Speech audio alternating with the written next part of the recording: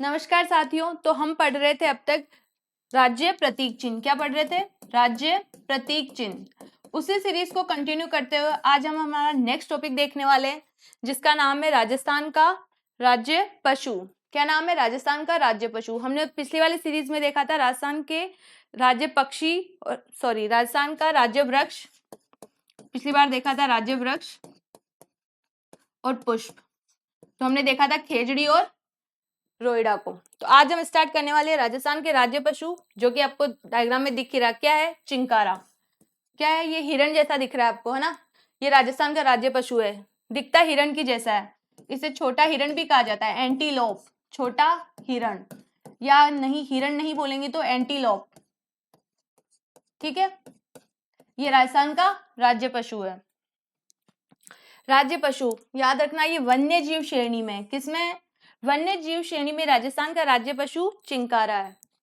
इसे राज्य सरकार के द्वारा 1981 21 मई 1981 को राज्य पशु घोषित किया गया। चिंकारा को, ये मैंने बताया आपको अभी, छोटी हिरण या एंटीलोप कहते हैं। ये देखो, ये हिरण जैसा दिख रहा है। क्या है? ये चिंकारा है। वैज्ञानिक भाषा में इसका नाम है गजेला। गजेला वैज्ञानिक नाम आप सबको याद रखने, कुछ याद रखो ना रखो। राज्य पशु कौन सा है, ये कब घोषित किया गया, और इसका वैज्ञानिक भाषा में नाम गजेला। गजेला। चिंकारा सामान्यतः जोधपुर में पाया जाता है। कहाँ पाया जाता है? तो जोधपुर में पाया जाता है।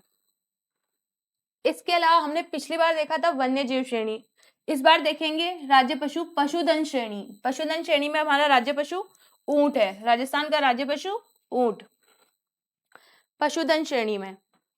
चलो, पशुधन श्रेणी में इसका नाम ऊंट हो ही गया है राज्य पशु का। इसका वैज्ञानिक नाम कैमेलिस ड्रमेटेरियस। इंपॉर्टेंट है, स्टार लगा लो, याद रखना ही है कि राज्य पशु पशुधन श्रेणी में कौन सा है, तो ऊंट है। इसका वैज्ञानिक नाम कैमेलिस ड्रमेटेरियस। रेगिस्तान का जहाज, इसे राज्य पशु कब घोषित किया गया?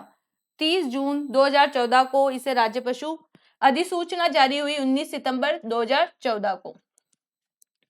ऊंट का जो बच्चा होता है वो टोल्डिया कहलाता है, मतलब छोटा बच्चा। उसकी बच्ची होगी तो टोल्डी कहलाएगी। ऊंटों के देवता है पाबूजी। याद रख लेना, एक क्वेश्चन लोक देवताओं में कितनी बार पूछा गया है कि ऊंटों के देवता के नाम से किसे जाना जाता है, तो पाबूजी। ऊंटों की देवी अंता देवी। 12। ऊंट महोत्सव बीकानेर में मनाया जाता है, जो अभी लास्ट मनाया गया था 9 से 12 फरवरी, 11 फरवरी, फरवरी जनवरी में मनाया जाता है ऊंट महोत्सव। ठीक है, इसके अलावा ऊंट का मेला कहाँ लगता है, तो पुष्कर अजमेर में, कार्तिक पूर्णिमा। पुष्कर में जो मेला लगता है वो कब लगता है, तो कार्तिक पूर्णिमा को लगता है। कैमल मैन अशोक टांक को कहा जाता है। कैमल मैन किसे कहा जाता है, तो अशोक टांक को कहा जाता है, जो कहां से संबंधित है, पुष्कर अजमेर से। कैमल सफारी कहाँ की फेमस है, तो समगांव जैसलमेर की कैमल सफारी फेमस है। सबसे प्रसिद्ध ऊंट कहाँ के हैं, तो नाचना गांव। सबसे प्रसिद्ध ऊंट की ये क्या बोल सकते हैं हम, इसको जाति बोल सकते हैं। ठीक है, नस्ल है ये नाचना गांव। ठीक, ये नाचना गांव के नाम पे इसका नाम पड़ा है नाचना ऊंट। नाचना एक गांव है बाड़मेर का। ठीक है, ऊंट की खाल पर जो सोने चांदी की अन्य धातुओं से जो नक्काशी की जाती है उसे उस्ता कला कहते हैं। ये है ना, मरे हुए ऊंट की खाल पे होती है, मरे ऊंट की खाल पे। ठीक है, जिंदा ऊंट पे नहीं होती है। जिंदा ऊंट पे जो होगी वो क्या होगी, जट कतराई होगी। जो उनके बाल होते हैं उसे डिफरेंट डिफरेंट टाइप की जो आकृतियां बनाई जाती है उसे क्या बोलते हैं, जट कतराई बोलते हैं। ऊंट की कुर्बानी के लिए महल कौन सा है, मुबारक महल, जो कहाँ का है, टोक का है। अभी नहीं दी जाती, 2014 में इसे क्या घोषित किया गया है, पशु घोषित, राष्ट्रीय राज्य पशु घोषित किया गया है। ठीक है, चलिए